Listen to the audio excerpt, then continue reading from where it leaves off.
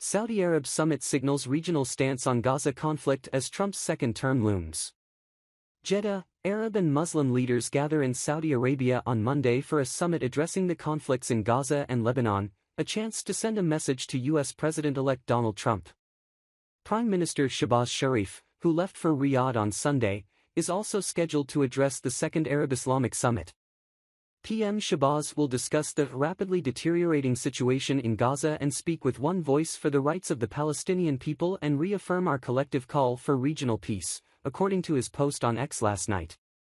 Addressing the Council of Foreign Ministers' preparatory meeting for the summit a day ago, Deputy Prime Minister Ishaq Dar expressed hope that the incoming U.S. administration would lend its weight to reinvigorate efforts for peace in the Middle East. The Saudi Foreign Ministry announced plans for the summit in late October during a meeting, also in Riyadh, of a new international alliance to press for the establishment of a Palestinian state. It comes 1 year after a similar gathering in Riyadh of Cairo-based Arab League and Jeddah-based Organisation of Islamic Cooperation, OIC, during which leaders condemned Israeli forces' actions in Gaza as barbaric. This time around, Trump's election last week for a second term in the White House is likely to be on leaders' minds, said Anna Jacobs, senior Gulf analyst for the International Crisis Group think tank. This summit is very much an opportunity for regional leaders to signal to the incoming Trump administration what they want in terms of U.S. engagement, she said. The message will likely be one of dialogue, de-escalation and calling out Israeli military campaigns in the region. Israel's retaliatory campaign against Hamas's attack last year on Israel has killed more than 43,600 people in Gaza, most of them civilians, according to data from the territory's health ministry that the United Nations considers reliable. The October 7, 2023 attack on southern Israel had resulted in 1,206 deaths, mostly civilians, according to an AFP tally of Israeli official figures. Lebanon-based Hezbollah began firing on Israel after the October 7 attack.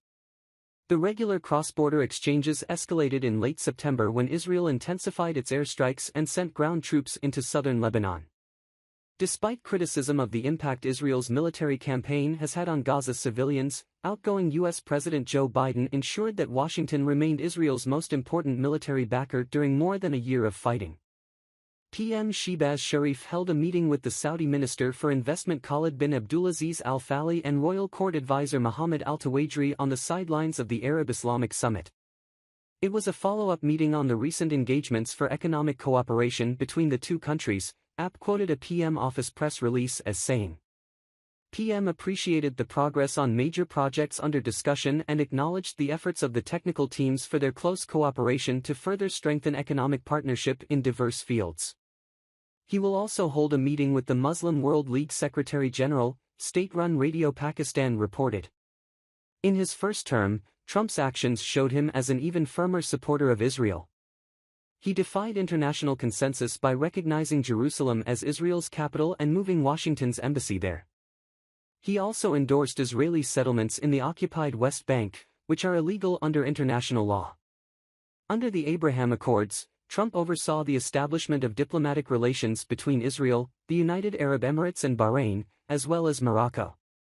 Though Saudi Arabia did not join those agreements, Trump cultivated warm ties with the Gulf Kingdom while in office and has deepened his business connections to the region during the Biden years. Saudi Arabia has pressed pause on a U.S.-brokered deal where it would recognize Israel in return for security and economic benefits, insisting there will be no diplomatic ties without a Palestinian state.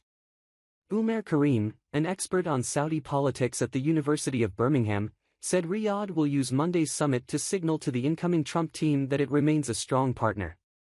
The message is that Trump can rely on the Saudis as being representatives of the Muslim world, and that, if you want to extend American interests in the region, Saudi Arabia is your bet, he said.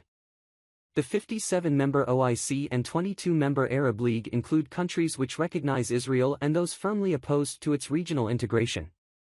Last year's summit in Riyadh saw disagreement on measures like severing economic and diplomatic ties with Israel and disrupting its oil supplies.